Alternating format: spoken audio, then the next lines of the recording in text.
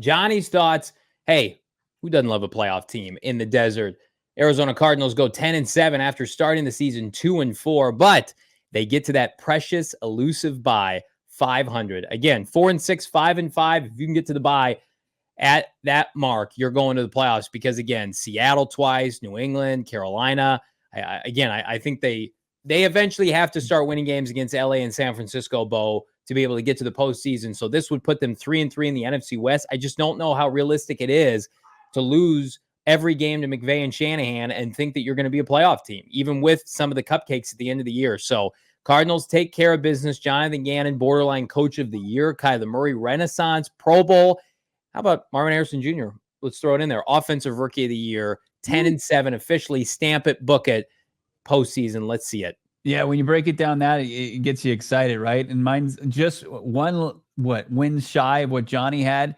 I've got the Cardinals going 9-8 in the 2024 season with a big win on the road to open things up. I like what you said about the division play because I completely agree. I've got a different path to 3-3 in the NFC West with a win right out of the gates against the Rams, splitting though eventually with LA and splitting with the Seahawks, and then losing to the 49ers.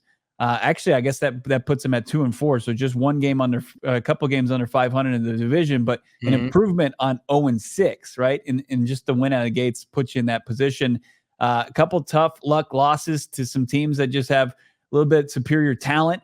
And then, you take care of business here down the stretch against Seattle, New England, Carolina. You got to stack wins in that part of the season if you want to have a chance.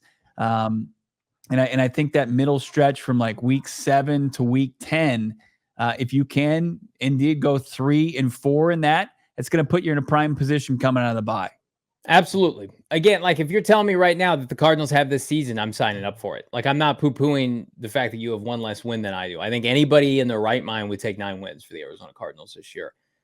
Jonathan Gannon privately would probably take that too. I mean, that's just a winning season after what they had endured last year and how it would be done. Kyler Murray coming back and taking this team by the baton and running with the opportunity to be the long-term quarterback of this team. Marvin and Trey and James Conner and Budda Baker in the final years of their contract. Like these guys, if it's really a swan song for some of these veterans, let's go out in style. Let's get this team to the postseason and let's have some sustained success. Now, Bo, you put together a very, let's just call it analytically heavy chart that you shared on social media today that really helps diversify and give some clarity here as it relates to what you can expect as the schedule progresses throughout the year. Yeah, absolutely. Some big brain stuff here. Damon saw me in the lab cooking this thing up. It was borderline scary.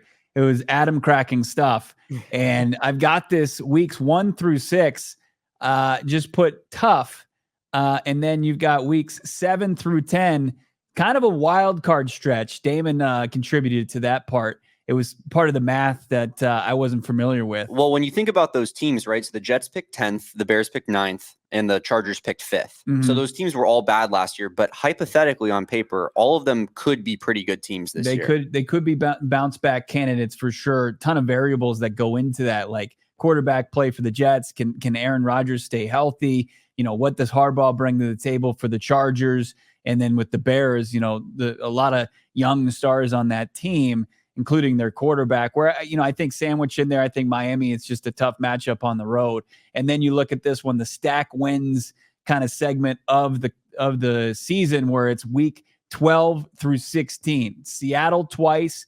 You've got Minnesota with a rookie quarterback potentially, and then 2 bad rosters in the New England Patriots and Carolina Panthers in back-to-back weeks. You've got to load up on wins there if you want a chance. And then those last 2 games could be important. If you do stack wins, if you take care of business, playing against some divisional rivals to finish up the season, those could be some very important games for the Cardinals. Could be important, may be important, hopefully will be important. You want the Cardinals, as Kyler Murray said last year, this is the last time that they don't play meaningful football at the end of the year. And that is exactly where they need to be heading into the month of December and January. Love the analytics. Love the breakdown, Bo Brock. Love that you put that together in Microsoft Paint today. Deep in his bag. You would.